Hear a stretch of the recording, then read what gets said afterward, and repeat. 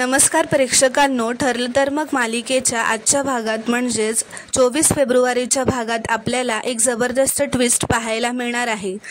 पण त्याआधी जर तुम्ही माझ्या चॅनलवर नवीन असाल तर चॅनलला प्लीज सबस्क्राईब करा. तर प्रेक्षकांनो, ठरलं तर मग मालिकेच्या आजच्या भागात आपण पाहणार आहोत की आता प्रिया ही सुभेदारांच्या घरी आलेली असते. ती दारातच येऊन उभी राहते तेव्हा तिला घरात सायली दिसते. सायली तिला बघून पुढे येते व म्हणते, प्रिया अगं ये, अशी दारात का उभी आहेस? कशी आहेस तू? प्रियाला जरा नवलच वाटतं की ही कसं काय आपल्याशी एवढं प्रेमाने बोलते. ती म्हणते, तू चक्क माझं स्वागत करतेस? मला वाटलं मला तर घरातून बाहेरच काढशील, जसं अर्जुनच्या आयुष्यातून काढलंस. तर सायली म्हणते, अगं तू यांच्या आयुष्याचा भाग नव्हतीसच कधी.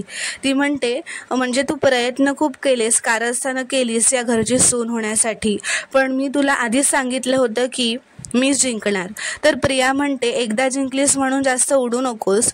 खरं तर तुझं नशीब चांगलं होतं म्हणून, नाहीतर तू अर्जुनच्या पायाकडेही उभी राहायची तुझी लायकी नव्हती. तर सायली म्हणते, हे मात्र खरं आहे, माझं नशीब खरंच चांगलं होतं म्हणून तर मी यांची बायको आहे.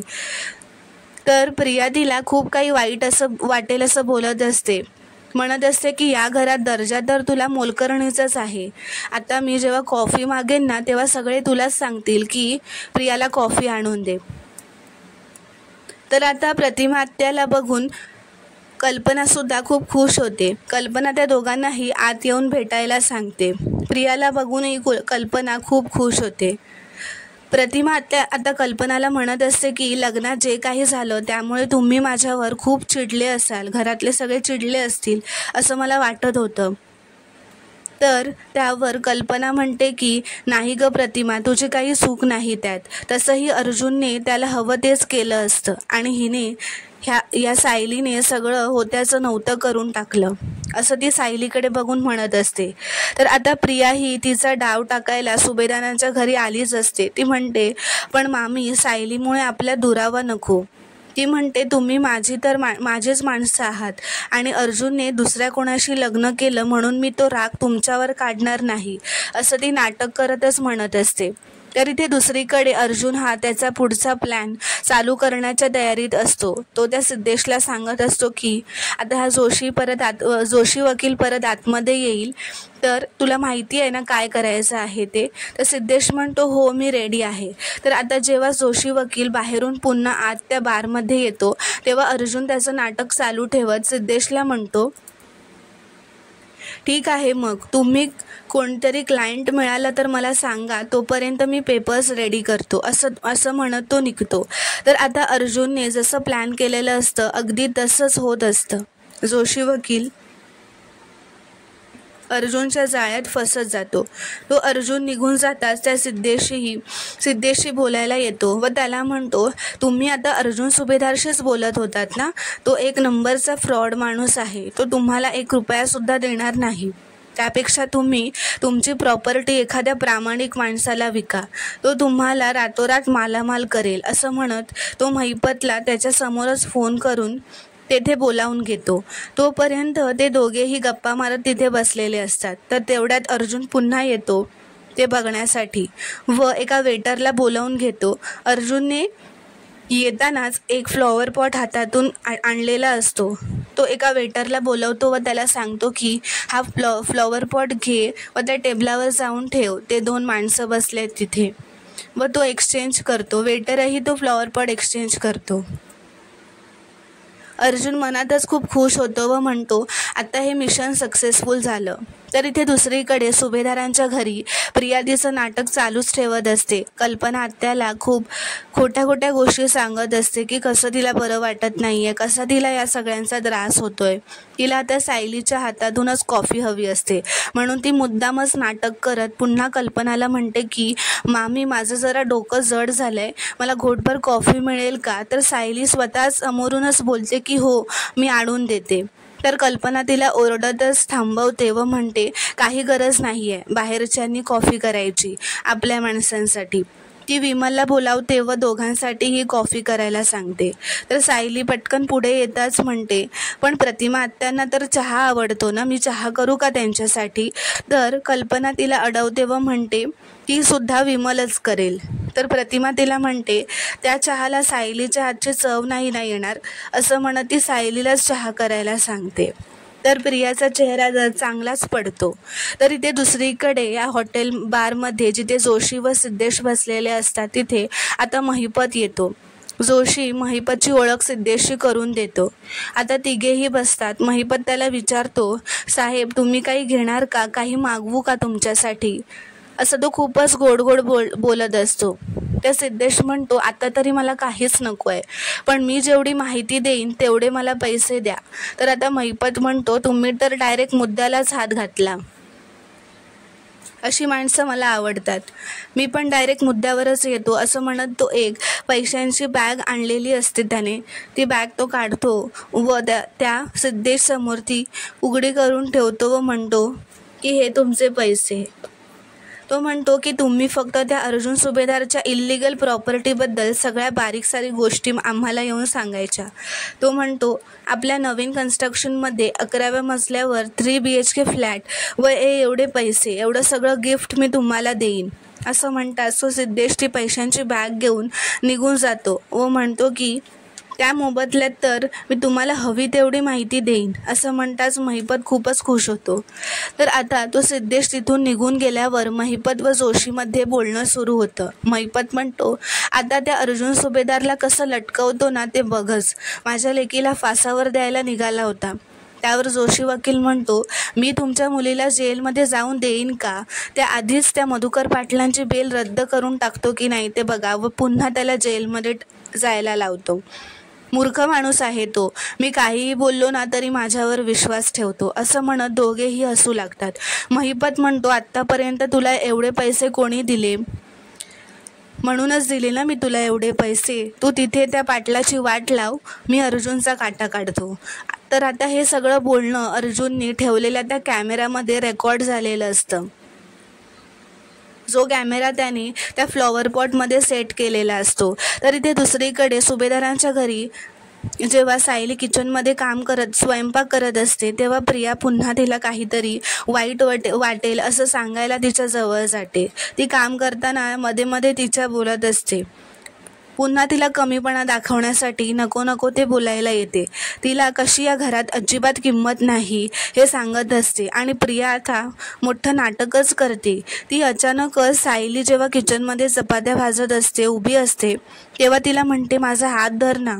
तिला जबरदस्ती तिचा हात धरायला लावते. त्या गॅसवरच्या तव्यावर स्वतःचा हात जबरदस्ती सायलीकडून धरून ठेवत असते व स्वतःचाच हात भाजून घेत असते व जोरात मोठमोठ्याने ओरडू लागते. सगळ्यांना बोलावून घेते, सगळ्यांना सांगते की सायलीने माझा हात गरम तव्यावर धरला, भाजला. तर कल्पना, प्रतिमा, विमल सगळेच धावत किचनकडे येतात. कल्पनाला खूपच राग येतो. ती सायलीला विचारते, तू असं का केलंस? सायली म्हणते, नाही हो आई, मी काहीच केलेलं नाही आहे. तर प्रिया आणखी खोटं म्हणते, मी फक्त तिला विचारलं की तू माझं लग्न का मोडलं, सुभेदारांची नाचक्की का केलीस, तर तिने माझा हातच भाजला, असं ती खोटं प्रतिमाला सांगते. तर प्रतिमाला तर हे खरं वाटतच नसतं, म्हणून ती प्रियाला विचारते, सायलीने खरंच तुझा हात भाजला का? तर प्रिया तिच्याकडे रागातच बघत म्हणते, मग मी खोटं बोलते का? मला किती दुखतंय माहिती आहे का आई, तुला नाही कळणार, असं म्हणत ती रडत असते, रडायचं नाटक करत असते. कल्पना तिला मलम आणून देते व तिच्या हाताला मलम लावते. तेव्हा सायली तिथे येऊन कल्पनाला म्हणते, आई अहो, तुम्ही मला 1.5-2 वर्ष ओळखताय, मी असं कोणाला चटका देईन का? त्यावर कल्पनाही तिलाच ओरडत म्हणते, हो, मला वाटत नाही, मला तर खात्री आहे, मला माहिती आहे, तूच केलं असणार, तूच करूही शकतेस असं. तर सायली त्यांना सांगत असते, प्रियाने स्वतःचा हात भाजून घेतलाय. तर कल्पना म्हणते, असं कोणी स्वतःचा हात भाजून घेईल का? खोटं बोलू नकोस, असं म्हणत ती सायलीलाच ओरडते. तर आता सायलीच्या डोक्यात काहीतरी वेगळीच गोष्ट येते. ती अचानक असं म्हणते, हो आई, मला माफ करा, मीच केलं हे. मीच प्रियाचा हात तव्यावर भाजला.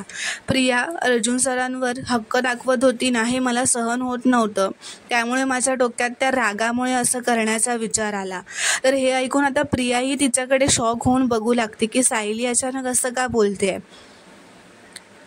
तर कल्पना म्हणते, वरून निर्लज्जासारखी हे सांगतेस काय, मान्य काय करतेस की तूच केलंस. तर सायली म्हणते, हो आई, मी जे केलं त्याचं प्रायश्चित्त म्हणून आता मीच प्रियाला मानाने घराबाहेर सोडायला जाते.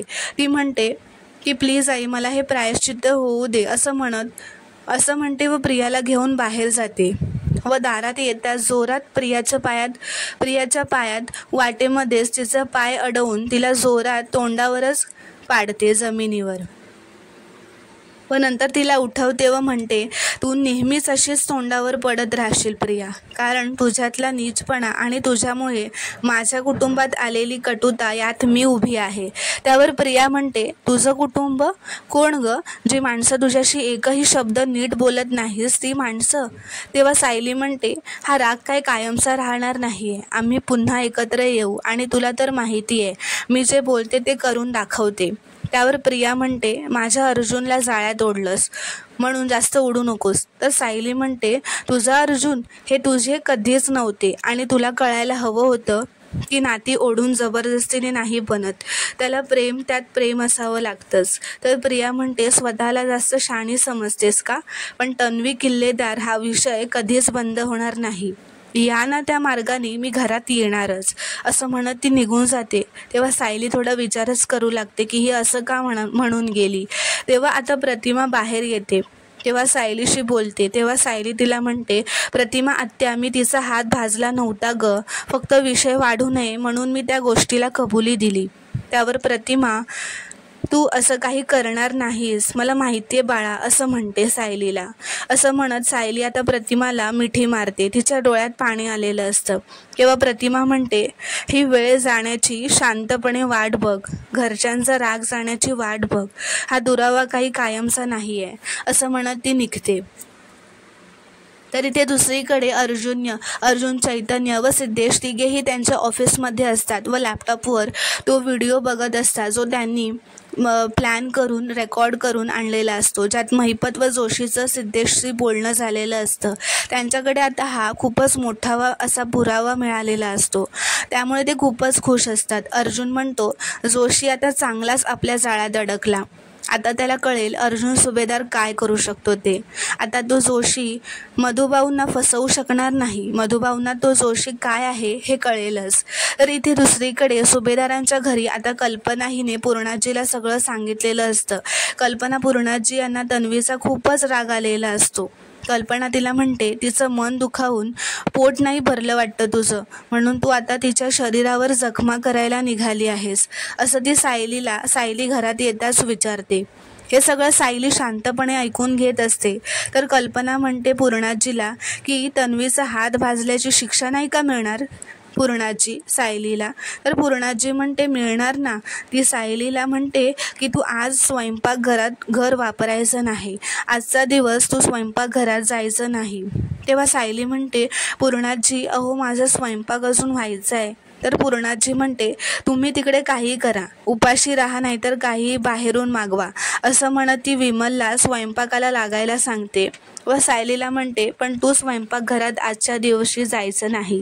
तर अश्विन तिथे येतो. तो विचारतो, मम्मा काय झालंय, आज तन्वी आली होती का?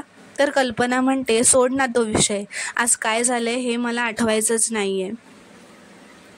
तर मित्रांनो, पुढील भागात आपण पाहणार आहोत की आता अर्जुनकडे जो व्हिडिओ मिळाला असतो, प्लॅन करून रेकॉर्ड करून मिळवलेला असतो, तो पुरावा आता अर्जुन मधुभाऊंच्या घरी घेऊन जातो सायलीसोबतच. अर्जुन तो व्हिडिओ मधुभाऊंना दाखवतो. महिपत व जोशीचं हे बोलणं ऐकून मधुभाऊ आता खूपच आश्चर्यचकित झालेले असतात. त्यांना काहीच कळत नसतं कारण त्यांना खूपच मोठा शॉक बसलेला असतो.